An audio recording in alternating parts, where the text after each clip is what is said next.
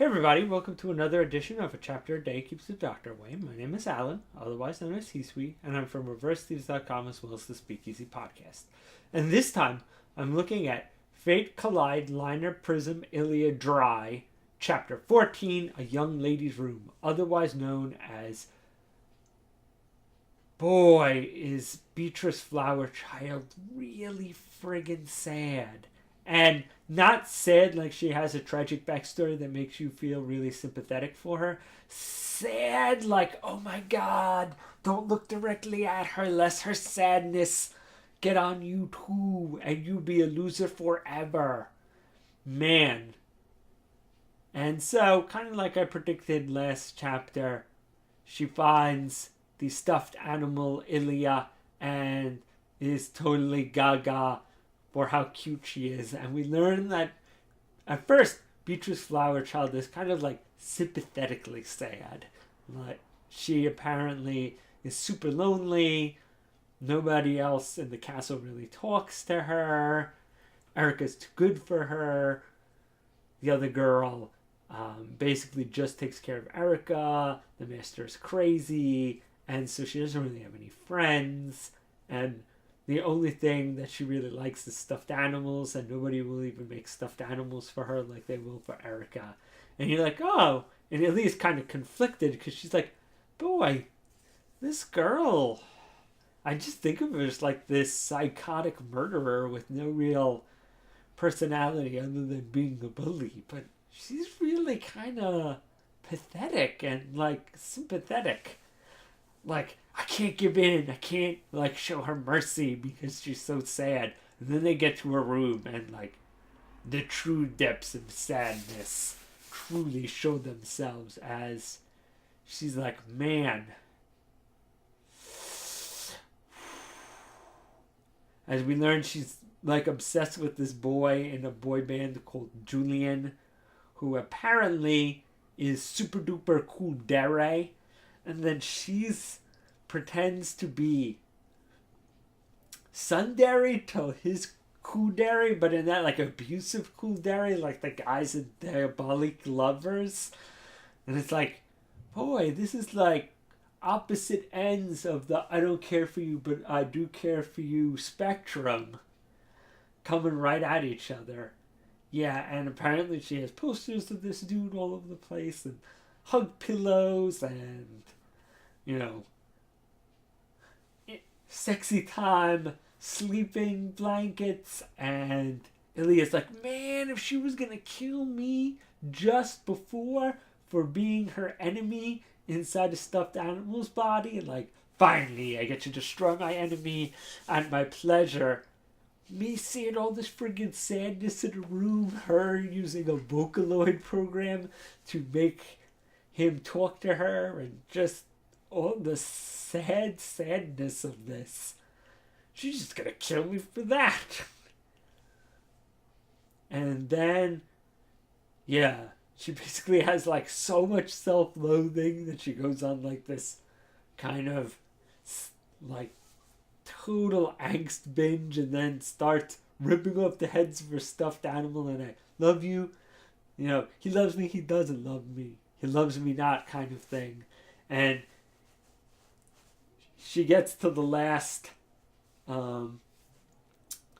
stuffed animal and she's about to pluck off its head when she is saved by the fact that she is love me not. So she stops and then it gets her angrier because she's like, no, if there had been another stuffed animal, then, you know, I could have plucked off your head and loved me, but now I'm just going to destroy you out of pure spite.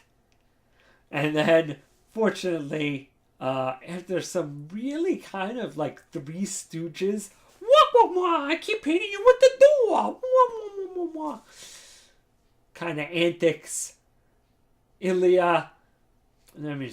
Rin and the blonde girl totally save her dressed as maids to clean the room, and they burst into the room and totally forgot about this, but this is the first time I've thought about it since I've been doing these. Beatrice Flowerchild really sounds like one of those aliases that Excel would go by in Excel Saga, like super kind of hippy dippy names. I think she even had one of hers. It was like Convoy Butterfly or something like that, and it was like Beatrice Flowerchild. But yes, and after that we get to the real weirdo sickness, and I know you thought that before Beatrice Flowerchild was the weird, lonely, pathetic, and creepy sickness. But no, the real sickness is Erica, as she basically brings Miyu a soulless Illya doll, and Miyu's like, oh my god, no, this abomination. And Erica's like, abomination, it's super cool. It's the person you like, but you can order her around because she has no soul anymore. And Miyu is like, I'm just going to cry pathetically because you've obviously defeated my friend. And now all that's left of her is a soulless husk. And Erica's like, I don't get this girl, man. Like, soulless husks are the best friends. They do whatever you want. You want to go see, like, the worst movie on earth. They're not going to go, oh my god, Scary Movie 5. No. Or even worse, whatever the Scary Movie, Haunted House 3. No. They have to go with you, even though those, like, Meet the Spartans type movie are the worst movies on earth. So she's like, I guess I'll give her lame Illya with the soul in a stuffed animal. Even though that's lame. But what are we going to do with Mrs. Body here? I guess we'll just have to destroy her.